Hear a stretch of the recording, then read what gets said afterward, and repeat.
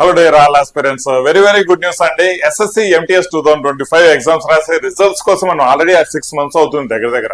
So ఆ results అనేది ఒక కొత్త అప్డేట్ అనేది రావడం జరిగిందండి. అఫ్ కోర్స్ ఇది బ్రేకింగ్ న్యూస్ గా చెప్పుకోవచ్చు అనమాట. సో ఎస్ఎస్సి ఎంటీఎస్ కు సంబంధించి మీరు అఫిషియల్ వెబ్సైట్ నుంచి కూడా చూసుకోవచ్చు. కావాలంటే ఈ యొక్క పీడిఎఫ్ ఏదైతే ఉందో నేను టెలిగ్రామ్ ఛానల్లో కూడా ఇస్తానండి. టెలిగ్రామ్ ఛానల్ జాయిన్ అవ్వండి. దానికి సంబంధించి లింక్ డిస్క్రిప్షన్ లో ఇస్తాను. ఇక్కడ మనము అసలు ఈ రిజల్ట్స్ గురించి ఏమి ఇచ్చాడు, multi tasking non technical staff అంటే MTS and again havaldar, right? So ఈ రెండింటికి సంబంధించి ఎగ్జామినేషన్ 2025 సంబంధించిన నోటిఫికేషన్ అంటే declaration of results of computer based examination to short list candidates for PET PST physical efficiency test, physical standard test. మరి sir ఈ హవల్దార్ కి MTS కు ఫిజికల్ ఎఫిషియన్సీ స్టాండర్డ్ ఉండవు కదా సార్ అంటే మాత్రం ఖచ్చితంగా ఉండవు. మరి వేటికి సార్ రిజల్ట్స్ ఇచ్చిందంటే for the post of havaldar. MTS కు ఉండవు, హవల్దార్ కు ఉంటుంది అనమాట. ఎంటీఎస్ కు ఉండవు, హవల్దార్ కు ఉంటుంది. సో అబ్వియస్లీ మనకు ఎంటీఎస్ కు సంబంధించిన రిజల్ట్స్ కూడా త్వరలోనే వచ్చే సంభావన చాలా ఎక్కువగా ఉందండి. ఈ విషయాన్ని గమనించాలా, ఓకేనా? ఎప్పుడైనా సరే రిజల్ట్స్ వస్తే ఫస్ట్ హవల్దార్ కు సంబంధించిన రిజల్ట్స్ రావడం జరుగుతుంది, హవల్దార్ కు సంబంధించింది. ఎందుకంటే ఇక్కడ ఎవరైతే ఒకవేళ ఎవరైనా ఫెయిల్ అయ్యారు అంటే నెక్స్ట్ ఆ యొక్క వాటికి సంబంధించి ఎంటీఎస్ కు సంబంధించి వీళ్ళ పేర్లు ఎంటీఎస్ లో కూడా సెలక్షన్ అనేది ఉండే ఛాన్సెస్ అయితే ఉంటాయి అనమాట. ఓకేనా, చూద్దాం. మరి notice for multi tasking non technical staff and havildar examination 2025 was issued on.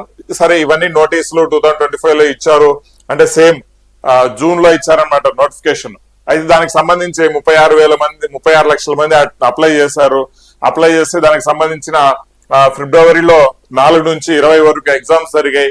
Exams జరిగినప్పుడు టోటల్ నెంబర్ ఆఫ్ 8,04,633 మంది మాత్రమే కంప్యూటర్ బేస్డ్ ఎగ్జామినేషన్ అపియర్ చేశారంటే 36 లక్షల్లో అపియర్ అయిందంతా జస్ట్ 8 లక్షల మంది అపియర్ చేశారన్నారు. ఓకే, బాగుంది. మరి as the computer based examination was conducted in multiple shift, marks scored candidates have been normalised as per the formula. సరే స్కోర్ అనేది నార్మలైజేషన్ చేసాము అన్నారు, అది బాగానే ఉంది.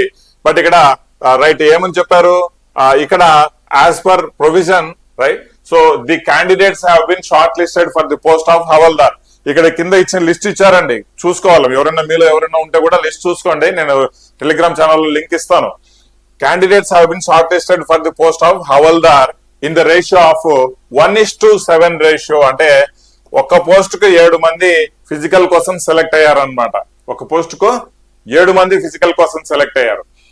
As per the guide lines mentioned in para 17.5 అంటే ఎగ్జామినేషన్ నోటిఫికేషన్ లో ఎవరైతే candidates have been considered for the selection against the vacancies of only those post cum సిసిఎస్ for which they have given their preference. అంటే వాళ్ళ Jones లో ఎవరెవరైతే preference ఇచ్చారో దాని ప్రకారం సెలెక్ట్ చేసామన్నారు. అది కూడా మనకు పెద్ద ఇష్యూ ఏం కాదు. ఇక్కడ ఇంకో పాయింట్ అంటే as per the guide lines mention under the para 18 notification లోనే, రైట్? ఎవరైతే షార్ట్ లిస్ట్ క్యాండిడేట్స్ ఉంటారో పిఈటి పిఎస్టీ కి based on their performance in session 2 of computer based examination, అంటే దీనిలో సెషన్ 2 లోనే కదా మన క్వాలిఫైయింగ్ మార్క్స్ చేసేది. The candidates who did not qualify in session 1 of CBE were not eligible. వాళ్ళు obviously fail అయిపోయింటారు. Session 1 qualify కాకపోతే వాళ్ళ ఎగ్జామ్ వాళ్ళు సెషన్ 2 వాళ్ళకు కరెక్షన్ జరగదు అనమాట. వాళ్ళకు ఈ యొక్క ఏదైతే 2 సెలెక్షన్ అయ్యారో అది మినిమం పాసింగ్ మార్క్స్ ఇవ్వనమాట. కానీ ఫైనల్ గా ఏంటి, వాళ్ళు మెరిట్ లిస్ట్ తీస్తారు. ఆ మెరిట్ లిస్ట్ లో సెలెక్ట్ అయిన క్యాండిడేట్స్ పిఈటి ఫిజికల్ కి పంపిస్తారనమాట హవల్దార్ వాళ్ళకి. బట్ ఎంటీఎస్ వాళ్ళకి ఫిజికల్ ఇలాంటివన్నీ ఏముండవండి, గుర్తుంచుకోవాలా. ఇంకొక పాయింట్ ఇక్కడ చాలా క్లియర్ గా ఇచ్చారు చూడండి. The candidates who fail to qualify PET PST will not be considered for the post of Havaldar in final results. చూడండి, PET PST కి ఎవరైతే క్వాలిఫై అయినారో వాళ్ళకు అంటే క్వాలిఫై కాలేకపోయినారో ఫిజికల్ కి హవల్దారు ఎంటీఎస్ ఇద్దరికి అప్లై చేసుకోవచ్చు, రెండింటికి కూడా అప్లై చేసుకోవచ్చు, ఉంది ఆ ప్రొవిజన్ ఉంది. మరి హవల్దార్ కు పోయింది, హవల్దార్ మేము ఫిజికల్ పాస్ కాలేము సార్, కాలేకపోయాము. మరి ఎంటీఎస్ కూడా బాగా రాసాము, ఆ మార్కులతో ఎంటీఎస్ మాకు వస్తుంది కదా అంటే ఖచ్చితంగా ఎంటీఎస్ లో మీకు పేరు వచ్చే ఛాన్స్ అయితే 100% ఉంది. అదే చెప్తున్నాడు. Candidates who fail to qualify PET PST will not be considered for the post of havildar in final results. However అయినా కూడా if such candidates get short listed for the post of MTS, ఒకవేళ అలాంటి వాళ్ళు MTS కు post కు short list అయ్యారు అనుకోండి, exam ఒకటే కానీ ఎంటీఎస్ పోస్ట్ షార్ట్ లిస్ట్ అయ్యారు అనుకోండి వాళ్ళ ప్రిఫరెన్స్ ప్రకారం, the candidature will remain valid for the post of MTS. వాళ్ళు ఎంటీఎస్ పోస్ట్ కు ఎలిజిబుల్ అవుతారు, ఆ విషయం అర్థం చేసుకోవాలి. ఒకవేళ హవల్దార్లు ఫెయిల్ అయ్యారు అంటే ఎంటీఎస్ పోస్ట్ కూడా రాదు అని కాదు, అక్కడ ఫెయిల్ అయినా కూడా ఇక్కడ వీళ్ళకి ఎంటీఎస్ పోస్ట్ వచ్చే అవకాశం అయితే ఉంటుంది అనమాట, ప్రొవైడెడ్ వాళ్ళు సెలెక్ట్ అవ్వాలి. So first round of tentative allocation results for both post, that is MTS and havildar, will be declared together at later stage after completion of PET and PST for the post of havildar. చూడండి ఇక్కడ first round of tentative allocation results అంటే వీటికి సంబంధించి MTS results కూడా రావాలి కదా, ఇంకా MTS results కూడా రావాలి. ఆ రిజల్ట్స్ ఎప్పుడు ఇస్తారు అంటున్నారు, బోత్ పోస్ట్ అంటే ఎంటీఎస్ అండ్ హవల్దార్ కు ఫైనల్ రిజల్ట్స్ రావాలి. లైక్ ఏంటి ఇప్పుడేంటి హవల్దార్ కు ఫిజికల్ రిజల్ట్స్ వచ్చింది, ఫిజికల్ అయిపోగానే మళ్ళీ వీళ్ళ ఒక మెరిట్ లిస్ట్ తయారవుతుంది, ఎవరికి హవల్దార్ వాళ్ళకి ఫిజికల్ అయిపోగానే. మరి ఎంటీఎస్ సెలెక్ట్ అయిన వాళ్ళకి మెరిట్ లిస్ట్ తయారు కాదు కదా, వాళ్ళు డైరెక్ట్ గా ఫిజికల్ లేదు ఉండదు, వాళ్ళకి డైరెక్ట్ మెరిట్ లిస్ట్ తయారవుతుంది. కాబట్టి వీళ్ళకి ఫిజికల్ అయిపోగానే వీళ్ళల్లో ఎవరైతే ఎంటీఎస్ కూడా ఎలిజిబుల్ అయ్యి ఇక్కడ ఫెయిల్ అయిపోయిన వాళ్ళు ఎంటీఎస్ కి ఎలిజిబుల్ అయితారో వీళ్ళ పేర్లు అక్కడ ఇంక్లూడ్ అయిపోయి అక్కడ మళ్ళీ రిజల్ట్స్ ఇస్తారనమాట, ఎంటీఎస్ రిజల్ట్స్ అప్పుడు ఇస్తారు. అప్పుడు ఎంటీఎస్ రిజల్ట్స్ ఇస్తారు, హవల్దార్ రిజల్ట్స్ ఇస్తారు సైమల్టేనియస్ గా. అంటే మనకు ప్యూర్ ఎంటీఎస్ రిజల్ట్స్ కోసం ఇంకా కొద్దిగా వెయిట్ చేయాల్సిన అవసరం అయితే ఉంది. ఇది మాత్రం ఇక్కడ చాలా క్లియర్ గా చెప్తున్నాడు. MTS and havildar will be declared together at a later stage after completion of PET PST for the post of havildar. అంటే ఈ హవల్దార్ PET PST అయిపోయిన తర్వాతనే ఎంటీఎస్ కు రిజల్ట్స్ డిక్లేర్ చేస్తామని చాలా క్లియర్ గా ఇచ్చారండి, ఈ విషయాన్ని అర్థం చేసుకోవాలి. ప్రస్తుతం హవల్దార్ కు సంబంధించి PET PST కి సంబంధించిన రిజల్ట్స్ మాత్రమే రిలీజ్ అయ్యాయి. Category wise breakup of candidates provisionally short listed for appearing PET PST ఈ విధంగా ఇవ్వడం జరిగింది అనమాట. ఎవరెవరు ఎంతమంది ఏ కేటగిరీలో ఎంతమంది సెలెక్ట్ అయ్యారు పీఈటీకి అనేసి చూద్దాం. గుర్తుంచుకోవాలా, ఇది ఎంటీఎస్ ఫైనల్ రిజల్ట్ కాదు, పీఈటీకి సంబంధించి పిఎస్టీకి సంబంధించి హవల్దార్ పోస్ట్ కు సంబంధించిన ఫిజికల్ రిజల్ట్ మాత్రమే. వేకెన్సీస్ 120 ఉంటే ఈడబ్ల్యూఎస్ లో 840 మంది సెలెక్ట్ చేశారు, ఎస్సీకి 882 అంటే 1:7 రేషియోలో సెలెక్ట్ చేయడం జరిగింది. అన్ని యుఆర్ కు 448 ఉంటే 3136 మందిని సెలెక్ట్ చేయడం జరిగింది. ఈ విధంగా హవల్దార్ పోస్టులు ఏవైతే ఉన్నాయో రైట్ వాళ్లకు ఫిజికల్ కి ఇంతమంది సెలెక్ట్ చేయడం జరిగింది. దీనికి సంబంధించిన లిస్ట్ కూడా కట్ ఆఫ్ లిస్ట్ కూడా కింద ఇచ్చారండి. ఈ విషయాన్ని గుర్తుంచుకోవాలి, ఆ విషయాన్ని మనం గుర్తుంచుకోవాలి. ఓకేనా, ఆ లిస్ట్ చూడండి. ఎవరైతే హవల్దార్ పోస్ట్ ఫిజికల్ కి సెలెక్ట్ అయ్యారో వాళ్ళ యొక్క జోన్ వైజ్ కట్ ఆఫ్ ఎంత వచ్చింది అనేసి ఆ లిస్ట్ అనేది షేర్ చేయడం జరుగుతుంది అనమాట. చూడండి ఇక్కడ చండీగఢ్ కి సంబంధించి హవల్దార్ వాళ్ళు మాత్రమే అండి, ఎంటీఎస్ వాళ్ళు కాదు, హవల్దార్ వాళ్ళు మాత్రమే. వాళ్ళ కేటగిరీ వైజ్ క్యాండిడేట్స్ ఎంతమంది ఉన్నారు, సెషన్ 2 లో మార్క్స్ ఎన్ని వచ్చాయి, సెషన్ 2 లో మార్క్స్ జస్ట్ 70 రైట్. కొన్ని వచ్చేసి ఈఎస్ఎం కు 42. చూడండి ఏ విధంగా కట్ ఆఫ్ వెళ్తుందో మనకు క్లారిటీ వస్తుంది. Right, ex service men 42, ex service men కు జస్ట్ 70 అవైలబుల్, 70 మార్క్స్ వస్తే సెషన్ 2 లో వాళ్ళ హవల్దార్కి ఎలిజిబులే. అలాగే ఇక్కడ హీరింగ్ హ్యాండిక్యాప్డ్ 85 రైట్. ఓబీసీ తీసుకుంటే అబ్వియస్లీ దోల తీర్చే కట్ ఆఫ్ వచ్చేసింది, 136 కట్ ఆఫ్ వెళ్ళింది ఓబీసీకి. అలాగే వీళ్ళు వచ్చేసి హ్యాండిక్యాప్డ్ సంథింగ్ పర్సన్స్. నెక్స్ట్ వచ్చేసి ఎస్సీకి పరంగా తీసుకుంటే 133 హవల్దార్కి అండి. బట్ ఎంటీఎస్ కి ఇంత ఉండదు, ఈ విషయాన్ని కూడా మనం గమనించాలా. ఎస్టీకి తీసుకుంటే 121, అన్రిజర్వ్డ్ తీసుకుంటే 137. అంటే చండీగఢ్ అని మాట్లాడుతున్నాం, మన గురించి కాదు, మన గురించి కూడా ఒకసారి తీసుకుందాము రైట్. ఇప్పుడు ఢిల్లీ ఇవన్నీ మనకు అవసరం లేదు, మనకు కావాల్సింది ఏంటి, మన ఆంధ్ర తెలంగాణకు సంబంధించి ఏమన్నా ఉన్నాయా రైట్. ఒకసారి చూద్దాం ఆంధ్రాకు సంబంధించి ఏమన్నా ఉన్నాయా అంటే విశాఖపట్నము, హైదరాబాద్ ఇవి ఉంటాయండి ఖచ్చితంగా. చూడండి హైదరాబాద్ కు సంబంధించింది ఇద్దాం, హైదరాబాద్ కు సంబంధించింది.